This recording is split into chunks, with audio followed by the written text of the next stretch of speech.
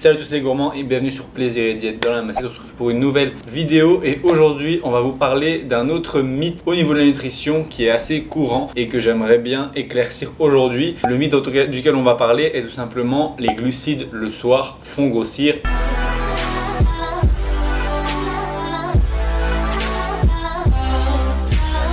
Puisque c'est quelque chose que je vois encore très souvent au sein de mes coachings ou des consultations que je peux faire. Les personnes ont tendance à tout simplement manger que des légumes et des protéines le soir, peut-être un peu de lipides et pas de glucides, tout simplement parce que c'est censé, selon eux, générer de l'énergie, les glucides, et que du coup si on se couche après, l'énergie ne sera pas utilisée, donc finalement on va stocker cette énergie dans le corps, créer du gras entre guillemets, comme chaque réserve est du gras, et du coup de se retrouver à stocker du gras quand on mange des glucides le soir, alors que si on les mange le midi, on va pas stocker de gras. Ça c'est l'idée principale que la plupart des gens ont.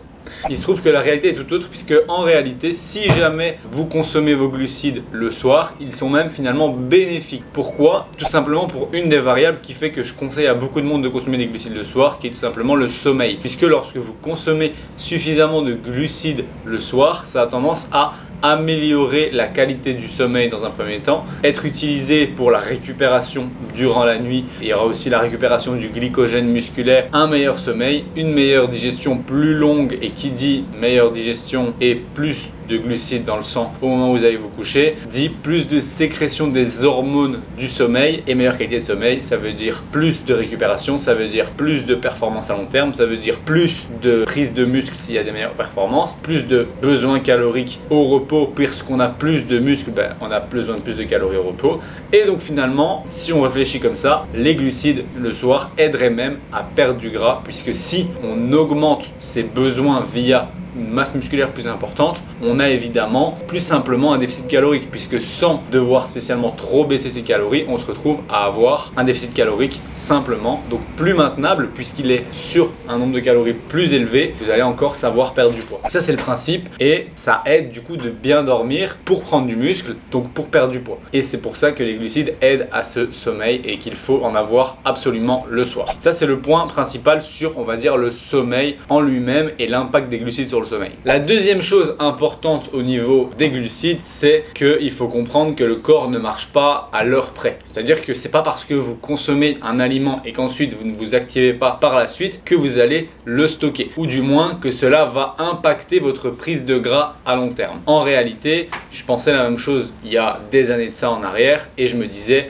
écoute, si j'ai mangé des glucides le soir, il faut que je fasse 20-30 minutes d'abdominaux le soir avant d'aller me coucher dans mon lit, pour être sûr de dépenser cette énergie avant d'aller me coucher, pour pas stocker de gras. On est d'accord, c'est n'importe quoi. Tout simplement pourquoi? Parce que il se trouve que quoi qu'il arrive, peu importe le moment de la journée auquel vous mangez, dès que vous mangez, vous allez dans tous les cas générer un stockage, ok? Que ça soit un stockage en gras ou en glycogène. Donc le corps va tout simplement stocker tout ce qu'il va recevoir sur ce repas. Puisqu'il reçoit un repas une fois de temps en temps, il faut comprendre que le corps fonctionne plutôt en mode stockage-déstockage en fonction des moments de la journée, et que si c'est le matin et que vous mangez votre premier repas, et bien toute la nuit il était en mode déstockage d'énergie, il puise dans ses stocks pour, on va dire, alimenter le corps. On est d'accord? Sauf que c'est comme une voiture qui met de l'essence. Et ensuite, une fois que il mange, il remet de l'essence. Donc il se retrouve de nouveau en haut de la jauge, et ça rebaisse petit à petit sur tout le temps où vous ne mangez pas entre deux repas. Ensuite, vous remangez, hop, vous remontez la jauge, et ainsi de suite. Et en fait, il se trouve que l'alimentation, c'est complètement le même principe, puisque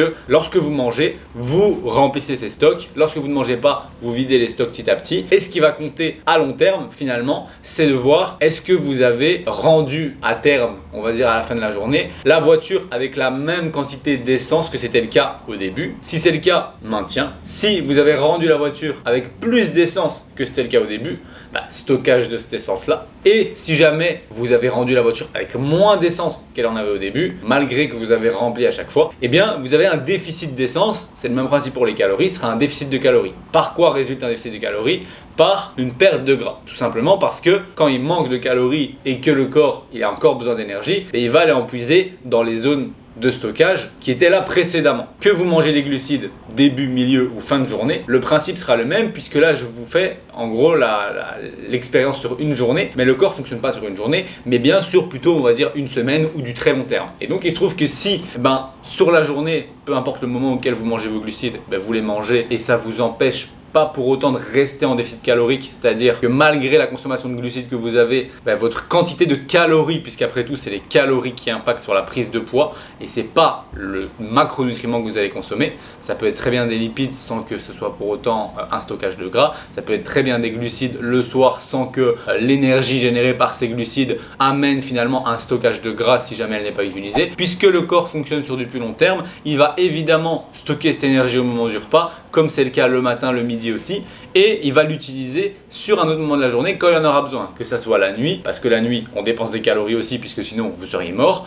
ou le lendemain, et ainsi de suite et ainsi de suite. Il faut comprendre que ça fonctionne sur du très long terme et que c'est pas parce que vos glucides sont le soir qui vont être plus impactants pour la prise de gras. Peu importe le moment où ils sont consommés, tant que les calories sur la journée sont respectées, ça aura le même impact sur votre poids et sur votre masse grasse surtout. Le poids, évidemment, si vous mangez 300 grammes de glucides un soir et que les jours d'après vous mangez 0 g de glucides le soir, c'est sûr que le lendemain du jour où vous avez mangé 300 grammes, vous allez peser plus, mais tout simplement parce que votre transit est encore en travail, parce qu'il a eu plus de calories et d'énergie à ce moment-là, et que si vous prenez par exemple tous des jours haut en glucides et puis un jour bas, et qu'après ça vous prenez une pesée à un moment donné qui est le même, et que vous faites à l'inverse tous des jours bas en glucides, et bien vous allez avoir le même impact, on va dire, sur le niveau de gras réel perdu, si le niveau de calories consommé sur les jours hauts ou les jours bas est similaire. Ok, donc arrêtez de croire que les glucides vous feront grossir s'ils sont consommés le soir parce qu'ils sont non utilisés. Tout est une question de calories. Si vous consommez